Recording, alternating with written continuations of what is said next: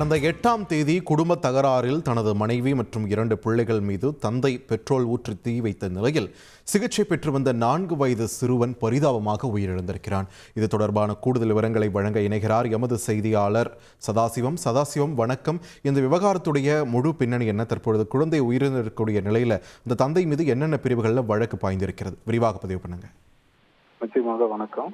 மதுரை மாவட்டம் மேலூர் பகுதியைச் சேர்ந்தவர் திருமலை செல்வன் மற்றும் சுகன்யா தம்பதியினர். இவர்களுக்கு 7 வயதில் உமிசா என்ற மகளும் 4 வயதில் நிகில் என்ற மகனும் உள்ளனர்.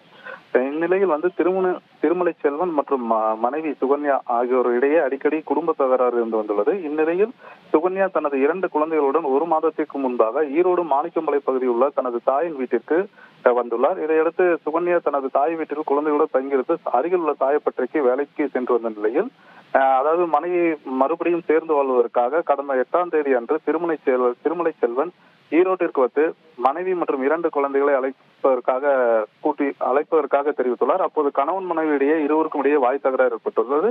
இதில் ஆத்திரமடைந்த திருமலை செல்வன் தான் மறைத்து வைத்திருந்த பெட்ரோலை மனைவி மற்றும் 2 குழந்தைகள் மீது ஊற்றி தீ வைத்துள்ளார்.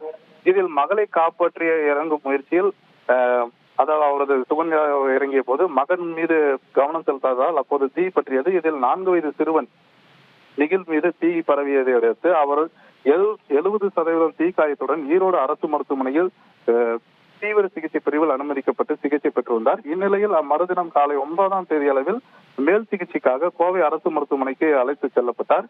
இந்நிலையில் கடந்த 2 தினங்களுக்கு பிறகு சிகிச்சை பெற்று வந்த நிலையில் கோவை அரசு மருத்துவமனையில் 4 வயது மகன் சிறுவன் நிகில் சிகிச்சை பலனின்றி இன்று உயிரிழந்தார். இதற்கு முன்னதாக இந்த சம்பவம் குறித்து மனைவி சுகன்யா ஈரோடு வடக்கு காவல் நிலையத்தில் கொடுத்த புகாரின் பேரில் தற்போது பார்த்தோம்னால் கொலை முயற்சி உள்ளிட்ட 2 பிரிவின் மீது வழக்கு பதிவு செய்து கணவன் திருமலை செல்வன் கைது செய்யப்பட்ட நிலையில் தற்போது 4 வயது சிறுவன் நிகில் உயிரிழந்த சம்பவத்தை தொடர்ந்து ஈரோடு வடக்கு காவல் நிலைய போலீசார் கொலை வழக்காக அதனை மாற்றி தொடர்ந்து விசாரணை செய்ய உள்ளனர். நன்றி சதாசிவம், உங்களுடைய விரிவான தகவல்களுக்கு.